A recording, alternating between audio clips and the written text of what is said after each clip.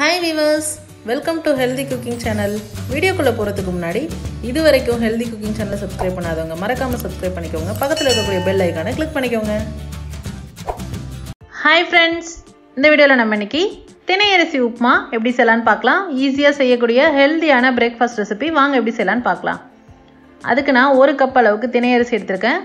தண்ணி சேர்த்துட்டு 3 ல இருந்து 4 டைம் நல்லா கழுவி எடுத்துட்டு 10 நிமிஷம் ஊற வச்சு எடுத்துக்கலாம்.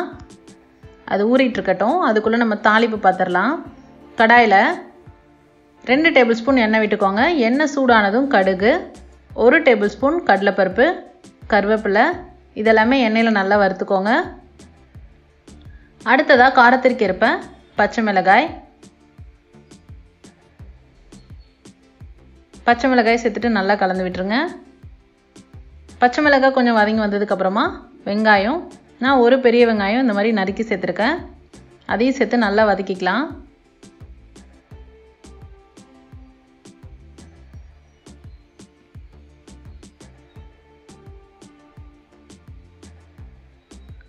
வெங்காயம் நல்லா வதங்கி வந்ததுக்கு அப்புறமா 1 டேபிள்ஸ்பூன் அளவுக்கு துருவின இஞ்சி சேர்க்குறேன். நீங்கள் தட்டி வேணா கூட சேர்த்துக்கலாம். இஞ்சி சேர்த்துட்டு நல்லா எண்ணெயில் வதக்கிக்கலாம். அப்போ தான் ஃப்ளேவர் நல்லாயிருக்கும் உப்புமா ஃபுல்லாகவே. இப்போ பாருங்கள் எல்லாமே நல்லா வதங்கி வந்ததுக்கப்புறமா நம்ம தண்ணி சேர்க்குறோம். 1 கப் திணை அரிசிக்கு 3 கப் தண்ணி சேர்த்துக்கோங்க. அடுத்ததாக தேவையான அளவு உப்பு சேர்த்துக்கலாம். உப்பு சேர்த்துட்டு தண்ணி நல்லா கொதிச்சு வரட்டும். இப்போ பாருங்கள் தண்ணி நல்லா கொதிக்குது. இந்த ஸ்டேஜில் நம்ம கழுவி ஊற வச்சுருக்கக்கூடிய திணை அரிசியை சேர்த்துக்கலாம். அரிசி சேர்த்ததுக்கப்புறமா ஸ்டவ்வை சிம் பண்ணிக்கோங்க.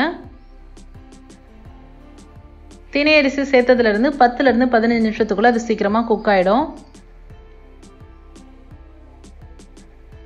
இப்போ எல்லா அரிசியும் சேர்த்ததுக்கப்புறமா நல்லா கலந்து விட்டுட்டு மூடி போட்டு மூடிடலாம்.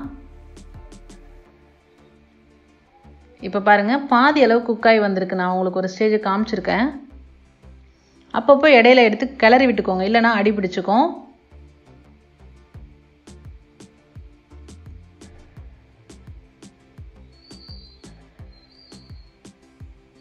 இப்போ பாருங்கள் இன்னுமே நல்லா தண்ணி எல்லாமே நல்லா குறைஞ்சி சூப்பராக மலர்ந்து வந்திருக்கு. பாருங்கள் திணை அரிசி நல்லா சாதமாக வந்திருக்கு, நல்லா மலர்ந்து வந்திருக்கு.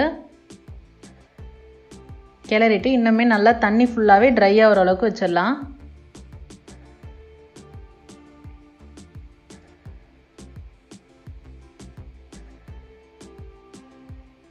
இப்போ பாருங்கள் தண்ணி எல்லாமே ட்ரை ஆகிடுச்சு. ஆனாலும் திணை அரிசியில் கொஞ்சமாக தண்ணி பதமாக இருக்க மாதிரி இருக்கும். அதனால் இந்த ஸ்டேஜில் ஸ்டவ் ஆஃப் பண்ணிவிட்டு 5 நிமிஷம் தட்டு போட்டு மூடி வச்சுருங்க.